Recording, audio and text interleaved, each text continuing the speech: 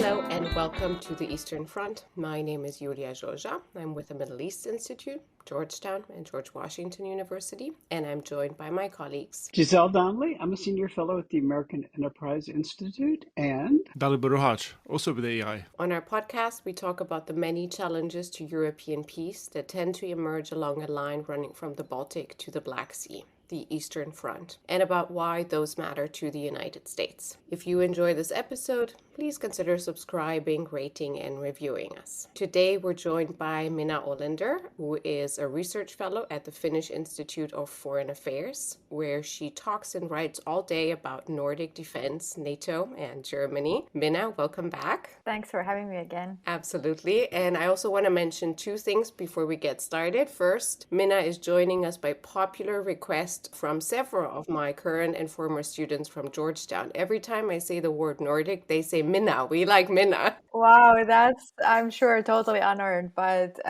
nice to hear. Yeah, you already have a bit of a fan club. We have to invite you over to Georgetown. So that's the first thing. And then the second thing, though it's adjacent to our topic, is that this week, Dalibor's country of origin and my country of origin and many others celebrate 20 years from what we call the Big Bang, 20 years in NATO. So little shout out to that. And so Minna, I'm going to also ask you, how does it feel to be freshly in NATO? But before we get to that, I want to start us with a bit of a current event where I've seen some interesting exchanges of yours online. So I know you have opinions about that. And that is Macron's proposal to send troops to Ukraine. In my understanding, the utility of that is rather deterrence and trying to stop, to draw red lines, right? But keeping it a little bit open and starting a little bit to be on the offensive. But it's a very controversial topic within Europe and within, obviously, the alliance. We see news and rumors about that emerging all day and every day. And I know that the Finnish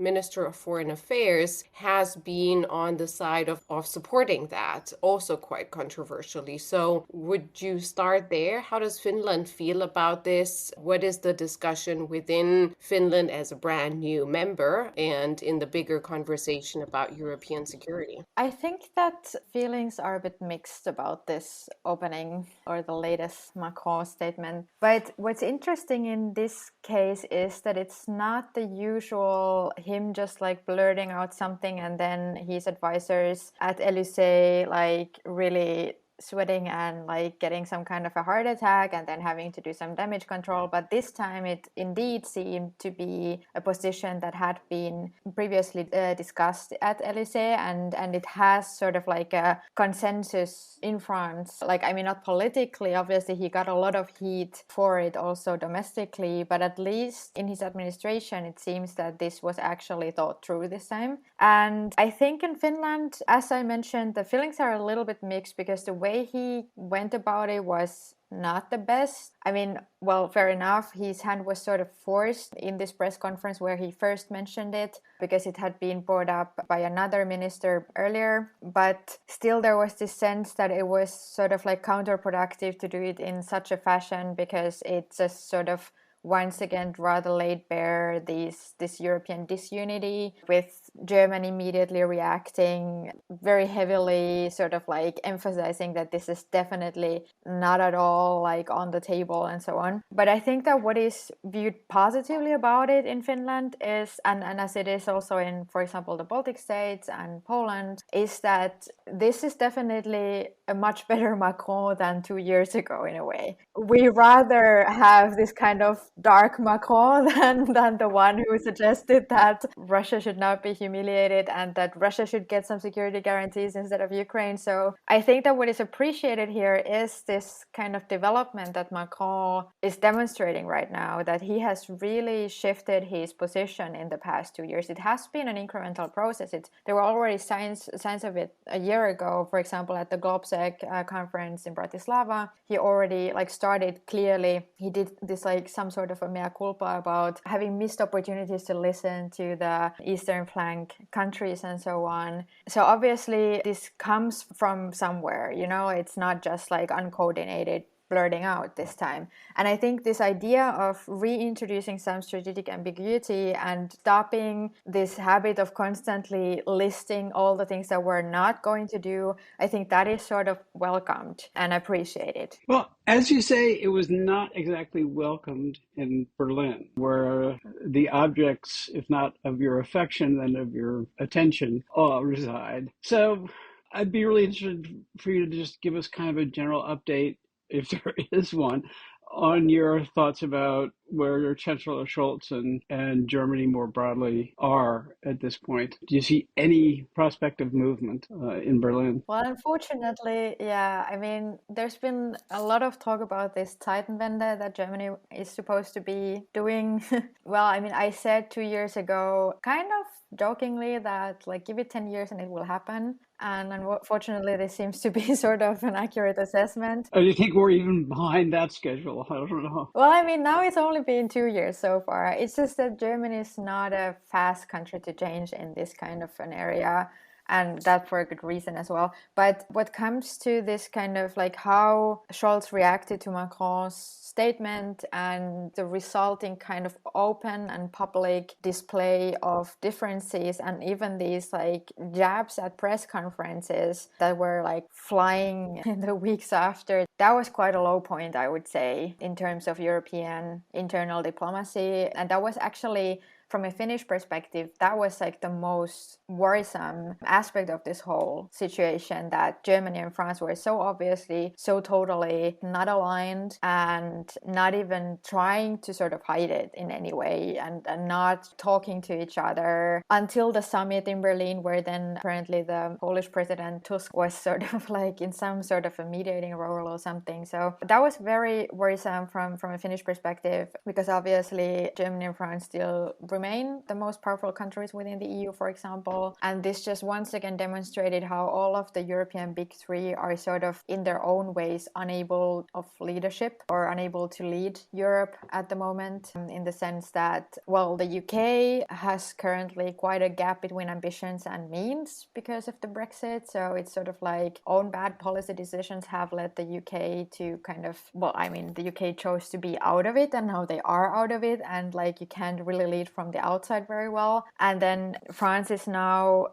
I think it's sort of like really laudable that Macron is now doing all this outreach towards the East and has changed his position. But I think the problem with France is a little bit that France wasn't so interested in the Northeastern European countries for a very long time. So they still have quite a steep learning curve how to calibrate their messages. And then Germany, you asked about potential developments there. Well, unfortunately, at least in the Chancellery, the position has remained extremely consistent in some negative ways, in the sense that Chancellor Scholz has had these principles that he has been repeating since the full-scale invasion, and those are that a NATO-Russia war must be avoided, and Germany has to avoid doing anything that could make Germany a party to the conflict, and it remains at that. So there's this issue with Germany and its attempt at like responding to the expectations of leadership in Europe, that Germany is extremely risk adverse in its policy here, which is understandable in the light of German history. But the problem is that you can't really be a leader if you are not ready to tolerate any kind of risk. So there's then of course always this debate in Germany that, okay, they can't do certain things because they don't have nuclear weapons. So if France and UK can do certain things, then that's not possible for Germany. And I personally don't think that that's a very helpful or productive discussion to be had, especially openly, given that we're all supposed to be under the same nuclear umbrella in NATO. So there are a lot of issues there. But I mean, I could go on about Germany and the domestic political situation as well. There's like an election year coming in the eastern parts, regional elections, and it's looking very bad for the parties currently in power. Far-right party has been gaining in polls at a very uncomfortable speed. Plus that there's also a new sort of far left party that is also gaining. So the situation looks extremely difficult politically in the eastern parts of Germany, with like both far right and far left gaining and both being sort of anti-Ukrainian and pro-Russian. So it's quite a complex headache that I imagine the German chancellor to have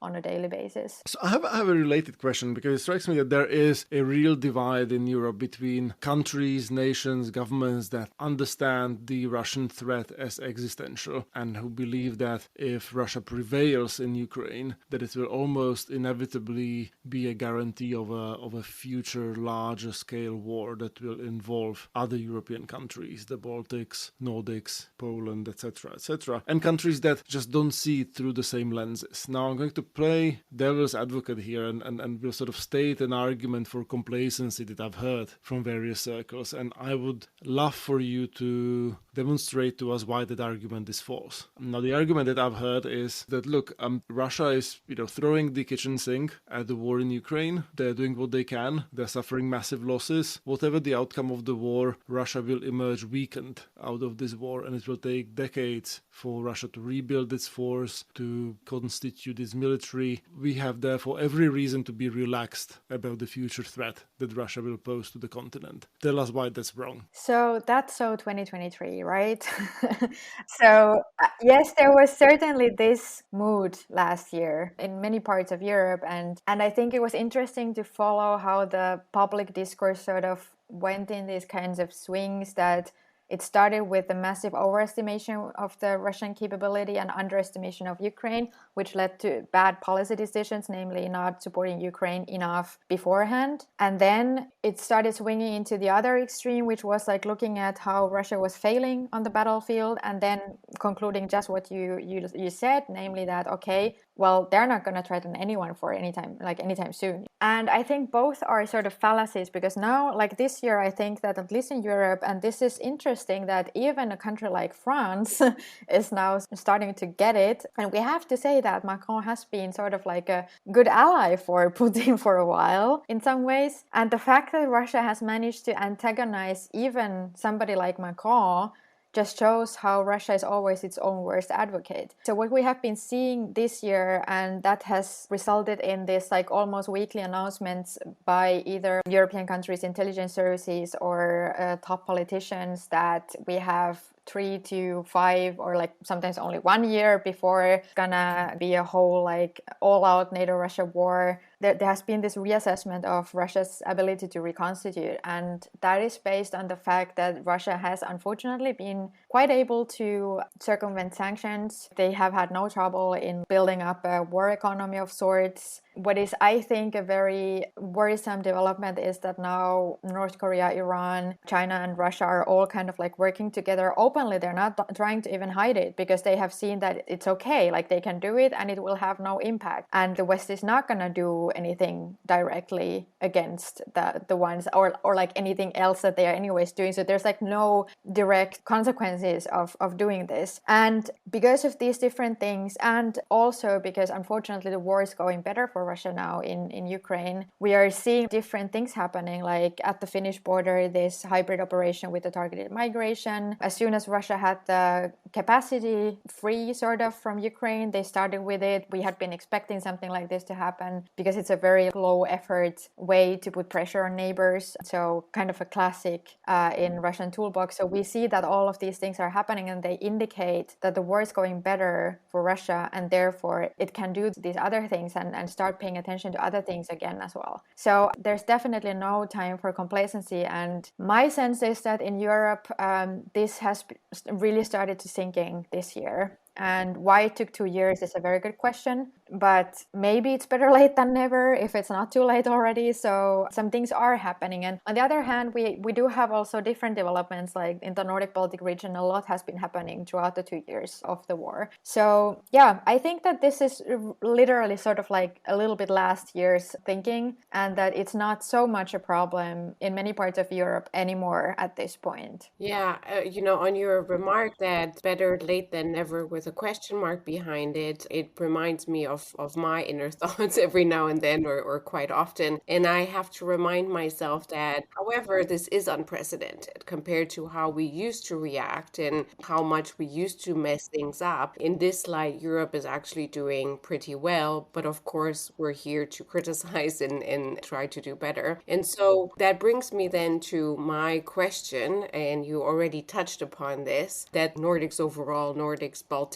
that kind of space is getting ready. And I'd love to hear from you how you're assessing this readiness overall. And not to ask you the question of why are they getting ready and others in Europe are not yet, or much slower, but rather to compare within the highest standard, which is now the Nordic region, how are they comparing? Who's getting readier? How are the threat assessments kind of evolving, and how are countries, if at all, coordinating? The region has been known for such a long time for having the highest levels of interoperability, but this is a whole new challenge. And for the first time too in this region, we don't have any more neutral countries, some countries that are in NATO and some that are in the European Union. Now for the first time, everyone is in the same boat. So how do you think about how ready are they getting, and what are the differences between them? This is a really good question because, like, of course, as you say, this is a region that hurt the bullet, as they say in Germany,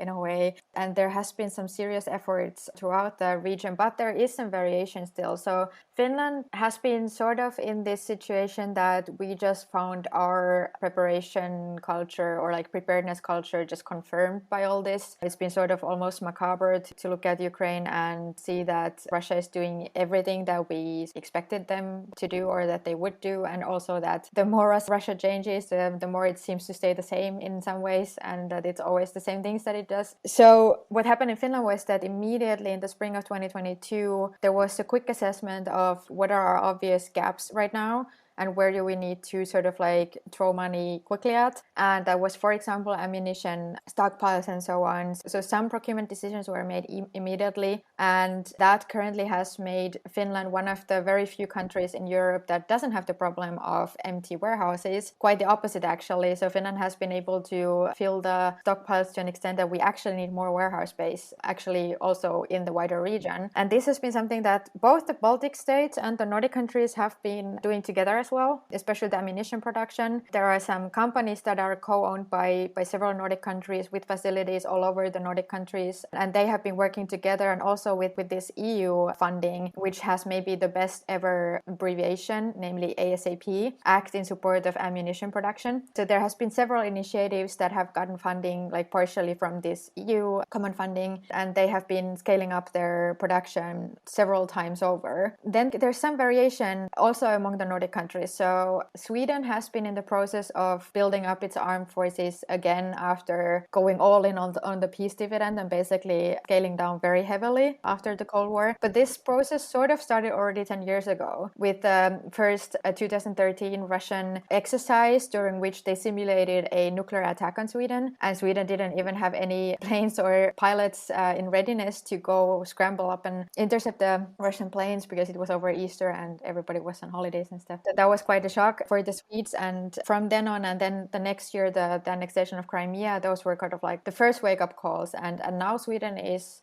really on quite a steep path into increasing their military capability. Conscription, like partial conscription, was reintroduced in 2017, and a lot of things have been happening there now. Just today, the Norwegian Armed Forces published their long-term development strategy, and it looks pretty ambitious. They're gonna hit 3% defense spending of GDP sometime in the 2030s, and 2% the coming years, or was it already actually even this year? I didn't have time to read the whole report yet, just like the main things, but they are really also quite ambitious about their military buildup. Some question mark is still about Denmark. So they are now throwing just like massive amounts of money at the support for Ukraine. So Denmark is literally like absolutely leading even in the wider European comparison. I think they are only behind Germany and UK in their aid. Like, they've filled several billions of euros at this point. So that is like a really notable contribution also. But apparently in Denmark, the domestic process has not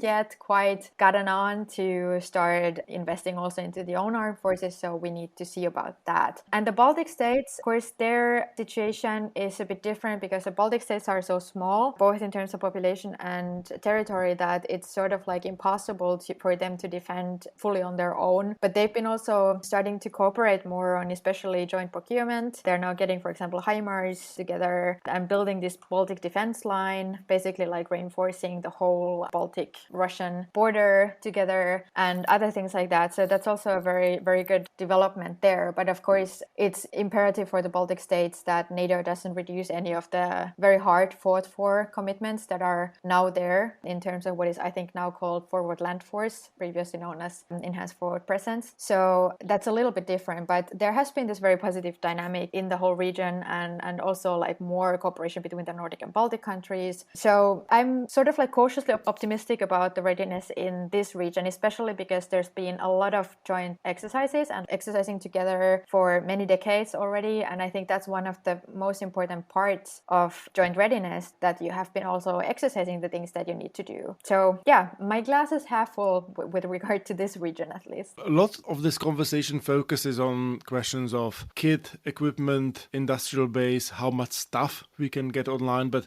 obviously manpower and how you staff your military is an equally important question. And I think that's where Finland stands out with the size of its force and its in reserves. You alluded to Sweden reintroducing conscription in some shape or form. The United States obviously has a long-standing problem with recruiting people into the military. I think the UK has issues on that front as well. And I wonder to what extent there are lessons to be drawn from the Nordic experience. Your countryman, Field Marshal Mannerheim, said, and I quote, "Forts, cannons and foreign aid will not help unless every man himself knows that he is the guard of his country." And so that's something that I think works quite well in societies that have a coherent view of the external threat and a degree of moral like-mindedness that I presume Finns and Swedes have to a greater extent than people living in bitterly divided and polarized societies. You know, like if you try to introduce conscription in a place like the United States, I think it would, blow out to your face quite quickly. Or in my home country of Slovakia, I mean, people would go bonkers very, very, very quickly over that issue. So are there sort of useful lessons to be drawn from the Finnish experience, Swedish experience, or is it just sort of sui generis and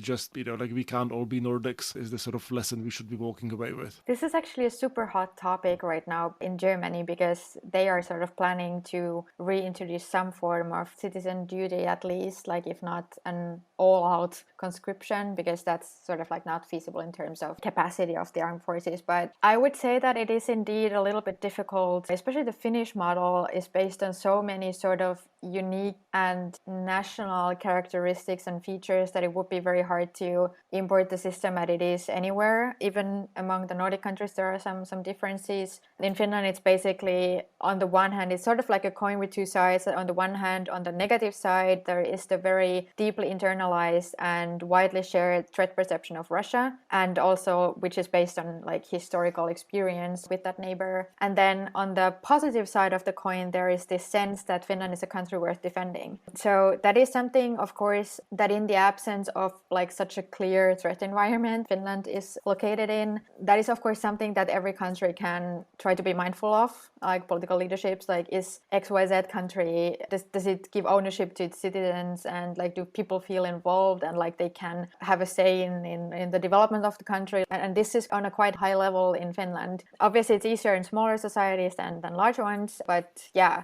I think that conscription in general, I'm very skeptical about this German idea to bring it back, and I don't think that that's necessarily a good idea. I think it could be an overstretch, and sort of that they are also trying to maybe solve the wrong problems with it, or like that maybe the problem assessment is not quite correct, since Germany is now in such a different role within NATO, for example, than it used to be in the Cold War times. And also for the reasons that you mentioned, Dalibor, that if there is no social acceptance of the conscription, it can backfire very badly. So Norway and Sweden, for example, both have this kind of selective system where everybody gets called in, but then only part of each age class or cohort does the military service. The Baltic states have all also reintroduced conscription. Latvia was the latest one to do so last year. And I think this is a specific thing for countries with small populations, that it's mostly the best way to ensure that you have the necessary manpower for like territorial defense. And usually like small countries have have small economies and limited resources. So that's, for example, one reason why Finland kept up this old school conscription system, because it's the best way to make sure, and a cost-effective way to make sure that you have the necessary manpower to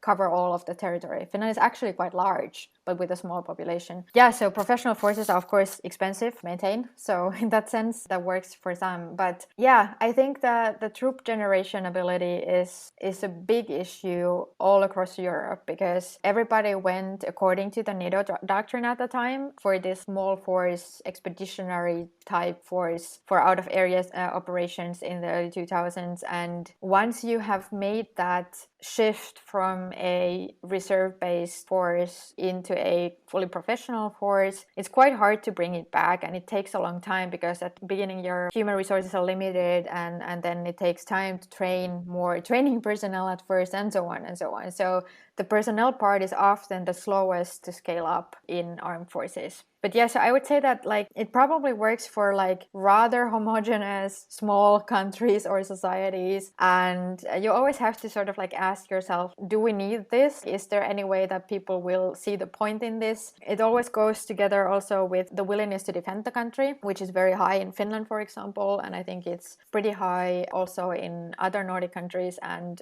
Estonia at least. So those are sort of like factors that take some time to figure out what is in this specific society the system that works best. And it's not always like a uniform answer. Okay, we've gone a whole half hour without talking about the United States. But seriously, we're having terrible, terrible problems confronting or stepping up to our traditional role of leadership, on the verge of yet again betraying the Ukrainians or an ally of ours. So I'd be interested, first of all, in your view of what you see coming out of the United States, how that affects Finland more broadly, and your perspective on how Europe is responding and would respond to a Trump candidacy or a Trump presidency, which could be quite catastrophic. So with that happy introduction, please give us a ray of sunshine.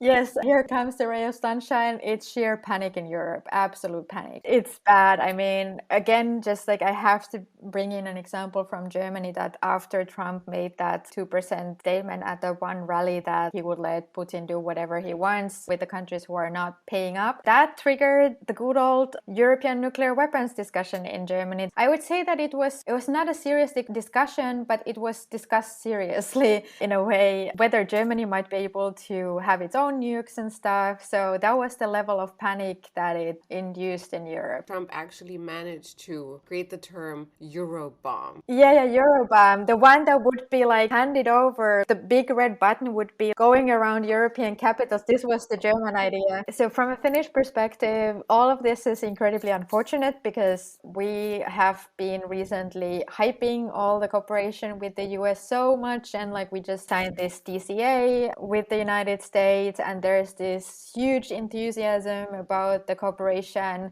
which has been really good so far, and the Americans have been incredibly present in Finland. There are all these incredibly funny videos of American soldiers having to do the polar plunge, which is basically that in your full gear you have to ski into a hole in the ice and then try to get out of it. So there's been a lot of fun footage from those winter exercises in Finland, and there's this sense like, okay, now we got all this covered, and there's this idea sort of that, okay, we have really good things going on in this region with like quite a good division of labor between the countries and everything, but we need the US to have the overview and be sort of the super glue that sticks it all together in a way. So obviously it will be a massive problem for everybody if the US indeed is out. But that's also the reason why, for example, in Finland, despite all this hype and despite all this excitement, there's also this realism that we can never put all our eggs into one basket. So that's why we have different arrangements, you know, like we have this smaller NORDEFCO, the Nordic Defense Cooperation format, we have the British-led Joint Expeditionary Force, and then there's NATO, so that we have different levels to respond on depending on the threat, and hoping of course that all of this will result in some form of a stable construct that will sort of keep us safe. But obviously, since the whole Euro-Atlantic alliance is built on the idea that the US is engaged in Europe, it's impossible to imagine how it will be without. And very obviously, everybody knows it, the European countries are far from ready for it if Trump indeed gets reelected. So yeah, it's looking very bleak. But I think it's so unfortunate what turns the discourse has taken in the US. Last summer when I was in DC for a bit, I got the sense that the Republican supporters of Ukraine were sort of like, they were still like behind Ukraine, but sort of like waiting to see some return on their investment, for example. And I've been wondering about this counterfactual, how different it could have been if we didn't first wait until the Russians could dig themselves in before giving Ukraine proper main battle tanks and stuff. Unfortunately, it remains a counterfactual and we'll never know. But I think that there's sort of a fallacy here, especially in this narrative in the US that it's actually China that the US needs to focus on. I think it's a completely fair argument, by the way, to say that the Europeans have to take responsibility for their own turf. And I think everybody agrees. Like, nobody in Europe says that that's unreasonable to ask for. But I think that there is this fallacy in this idea that the US can just somehow like focus on the Indo-Pacific and on the China challenge and ignore the Europeans, because NATO is one of the oldest in terms of treaty and international law, like one of the strongest commitments that the US has. So if there is doubts about the US commitment to NATO, how credible is anything after that? That would have a serious credibility issue impact on the other global alliance commitments that the US has elsewhere. And we already see this, like the South Koreans are regularly freaking out a little bit, and there's sort of this mutual like freaking out both in Asia and in Europe that maybe one or the other is going to be sort of left out if the US focuses only on the other. And like, I don't know what the real interest of the people is who are saying America first, but then suggesting that Europe doesn't matter anymore, because I think that there is this credibility issue of any American commitments if it's not sure that America stays committed to NATO. So yeah, I guess that's how it looks. And it's not even necessarily about Ukraine. And I mean, you can make all these moral arguments that are completely obvious, but if you are a cynical person, there's more to it than just the moral argument of supporting Ukraine. And I think that it's sort of short-sighted to frame it this way in the US. No, it is curious that self-styled realists don't see that the European balance of power is kind of important for global stability. Yeah, and to me, you're speaking, Minna, to something that I think the economists call prioritizers, China firsters, or a different name. You called it a fallacy, and I would call it even a fake, because obviously Taiwan doesn't need tanks, and you cannot expect to be a leader if you can't be managing more than one theater at a time. And none of these are commitments in terms of troops and manpower and all of that. So to me, that's just an excuse, and I don't think it's a matter of whether the United States chooses or has the luxury to choose. If we end up without one on one continent, we'll end up without the United States on the other one too. It's just an early sign of that. On this podcast,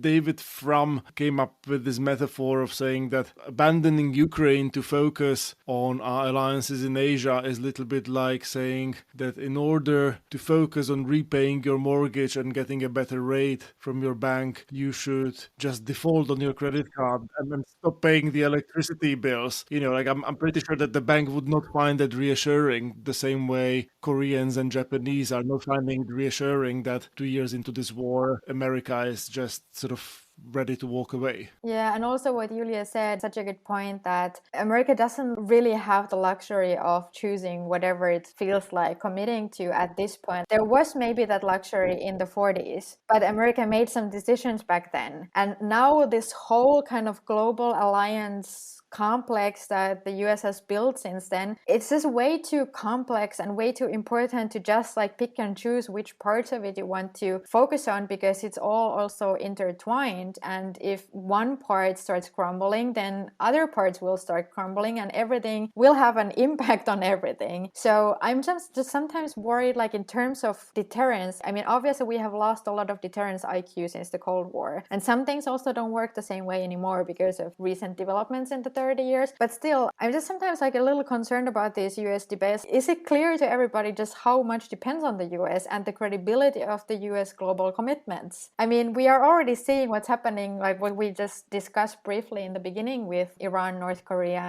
China, and Russia working together openly now to keep Russia going in Ukraine. This is a direct impact of this incremental strategy that we have had in Ukraine. And I understand that, for example, the Biden administration and also the Scholz government, that they are very concerned about this potential for a nuclear world war. And that's like the escalation they're trying to avoid. But I think that they might be thinking in the old terms and not see what's already happening, that that's maybe not the most likely escalation to happen. But instead, we are already in the beginning of something that's more diffuse. And we may end up having sort of world wars, but not with big capital letters. We're more like here and there as a result when these countries, the rogues, kind of see that, okay, we can do these things and get away with it, especially if we have nukes. You know, that's a really excellent point. Even if you start the clock in February 2022, there has been tremendous escalation. It's been horizontal, and it's not always been, some of it's been in Europe, but it's certainly been fighting in the Middle East has escalated, and the aggressive,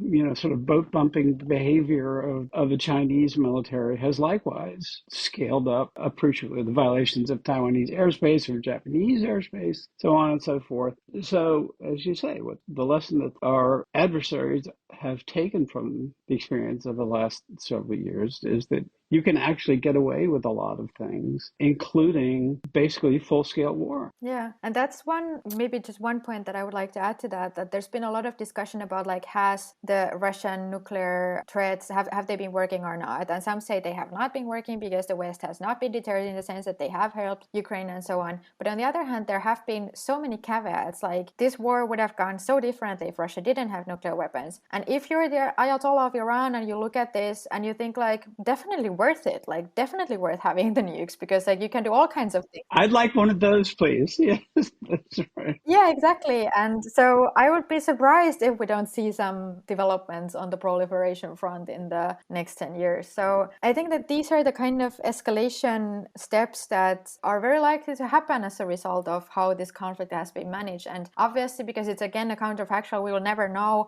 whether a different policy would have resulted in the Big Bang nuclear war or not. I personally think it's unlikely, but on the other hand, it's easy to say now that this is where we are. I will end on these wise words from Minna Ålander. Thank you for joining us, Minna. Such a happy note, right?